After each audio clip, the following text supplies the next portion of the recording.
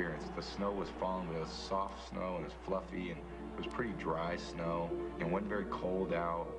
It was one of those days that it was like it was made for TV. It was like something out of a Nathaniel Hawthorne novel. You just felt like you were transformed into a storybook scene. It was interesting to sit and watch the snow accumulate on the people's heads in front of us to maybe 3 or 4 inches. Looks, stands, starts to run with it. He is down to the 5, and he's in! Touchdown! Normally, you go onto the field at the end of the fourth quarter if you're a reporter, but you couldn't really see much from the press box because of the snowstorm. So I had gone down at the beginning of the fourth quarter, and I turned to the camera crew that was from Boston, and one of the sound guys said to me, Harris are going to win this game. And I'm like, you're nuts. That's not going to happen. As the snow fell, the pressure rose.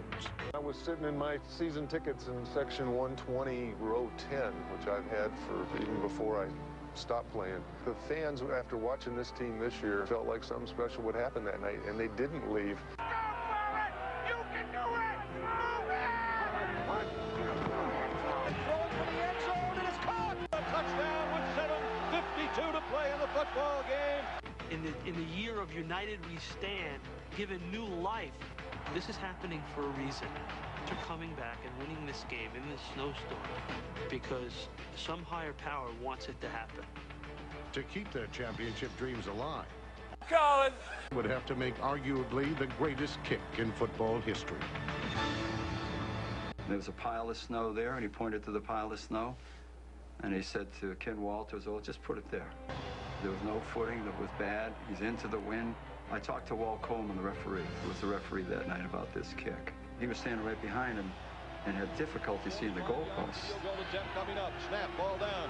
Kick up on the way. People watching the kick at home didn't see it. I'm watching the kick in a hotel in Chicago, and I have no idea, is it good, is it not good? And it is good. It is good. 45 yards. That is part of the mythic value of that kick that none of us will ever forget. The guy in front of us yelled out, "Ah, it's low." And Jose said no to him, "It's good." But what he said was no good. So that's what I heard. And I'm hanging my head and so disappointed. And I'm like, wait, why is everyone erupting with cheers? I'm like, I thought you said no good. He's like, no, good. I'm like, look, you said it again. That impossible field goal, carrying God knows how, whether it was the Angels carrying it through those uprights, that defied logic and physics. How did that go through the uprights? What that kick was, that was the anti-Buckner kick. To me, that kick was the biggest kick in NFL history. You knew something from the heavens was happening. Right after the winning field goal, the long snapper ran into the end zone and did snow angels, as if to send a signal back to God. Thank you very much for giving us this game.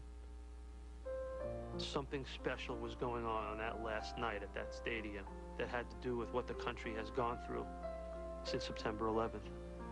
I remember all of that, and that it was real. It was quite a way to send that stadium out. Pretty cool. Pretty cool. I mean, what more do you want in a football game?